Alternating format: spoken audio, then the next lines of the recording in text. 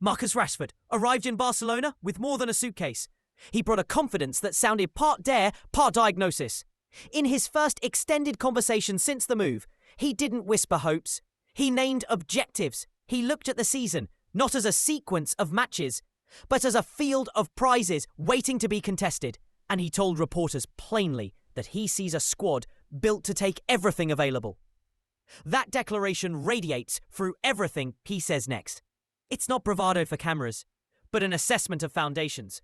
Trophies already won, a spine of youth and experience, and a coaching voice that points the team's energies in one direction. There's an excitement in how he speaks about the new faces, especially the teenager, who seems to carry a stadium-sized smile in his pocket. Rashford describes Lamine Yamal not just as a flashy winger, but as someone whose thinking outstrips his years. A player who makes the difficult look ordinary and whose instincts could rewrite headline awards if the path holds.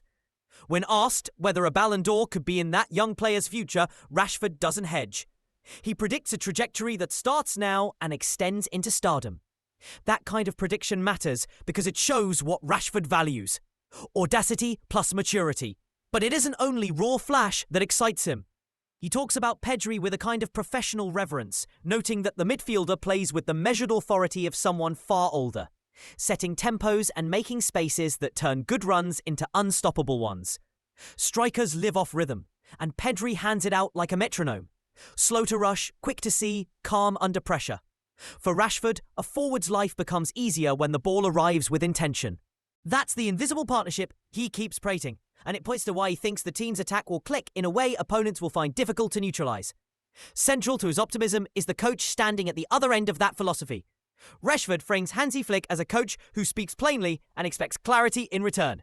That style, he suggests, is tailor-made from a dressing room thick with young talent that still needs structure.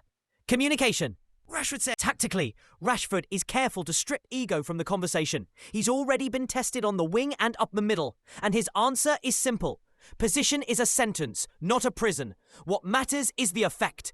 If his runs pull defenders, if his movement creates space for a teammate, then the spot on the pitch is secondary. That kind of professional flexibility turns individual talent into a tactical tool and gives the coach options that can destabilize rivals who rely on rigid markers. For a club chasing multiple trophies, such elasticity can be decisive. And what about Europe? Rashford's tone tightens when he talks about the Champions League and continental tests. He refuses to be modest about the club's aims, but tempers certainty with a realism born of long seasons and sudden unpredictability. The story he tells is not one of guaranteed success, but of readiness.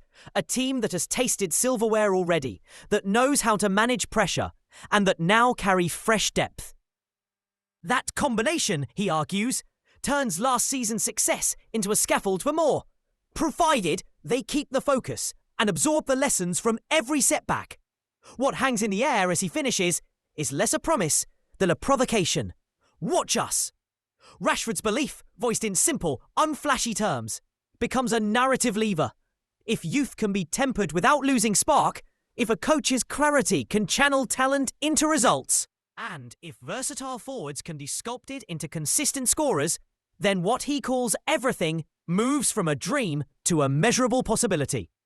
The remainder of the season will be the audition. The fixtures will be the jury. For now, the claim is out there. This Barcelona believes it can win it all, and the rest of Europe is invited to prove them wrong.